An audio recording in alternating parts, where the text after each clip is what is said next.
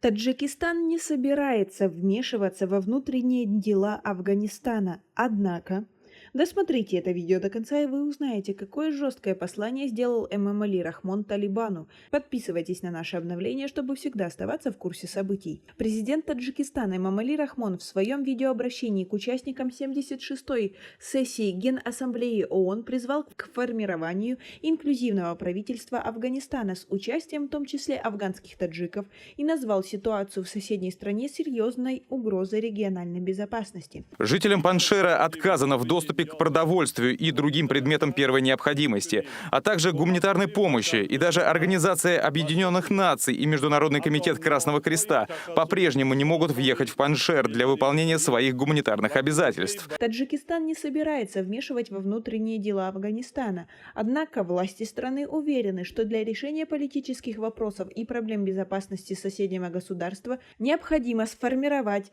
инклюзивное правительство путем выборов и волеизъявления народа с участием всех политических групп и национальных и этнических меньшинств, заявил президент Эмомали Рахмон 24 сентября на общих дебатах в рамках 76-й сессии Генеральной Ассамблеи Организации Объединенных Наций. Говоря о развитии событий в Афганистане, глава Таджикистана отметил, что сложившийся кризис – это серьезная угроза региональной безопасности и стабильности в его стране, у которой с Афганистаном общая граница протяженностью почти 1400 километров. Сложившаяся ситуация является гуманитарной катастрофой. Растущая интенсивность этнической борьбы и этнических групп в Афганистане является еще одним фактором, который еще больше дестабилизирует политическую ситуацию и безопасность в соседней для нас стране. Приход к власти движения «Талибан», которое Советом безопасности ООН внесено в список террористических групп, еще больше усложнил и без того непростой геополитический процесс в регионе, добавил Рахмон в своем видеообращении.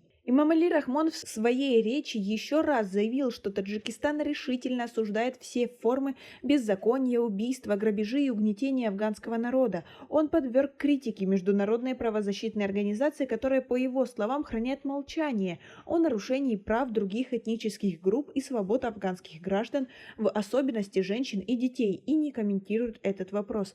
Вы согласны с лидером Таджикистана? Свои ответы напишите нам, пожалуйста, в комментарии. Также президент Таджикистана добавил, что свидетельством трагического нарушения международных прав человека являются события в Паншере, жителям которого отказано в доступе к продовольствию и другим предметам первой необходимости. Даже ООН и Международный комитет Красного Креста по-прежнему не могут въехать в Паншер для выполнения своих гуманитарных обязательств. Сложившаяся ситуация является гуманитарной катастрофой, подчеркнул Эмомали Рахмон. Глава Таджикистана выразил обеспокоенность растущей интенсивностью этнической борьбы и этнических групп в Афганистане, которая, по его словам, является еще одним фактором, который еще больше дестабилизирует политическую ситуацию и безопасность в соседней стране. Он еще раз повторил, что таджики Афганистана, составляющие более 46% его населения, наряду с другими этническими группами этой страны, имеют право занимать достойное место в государственном управлении.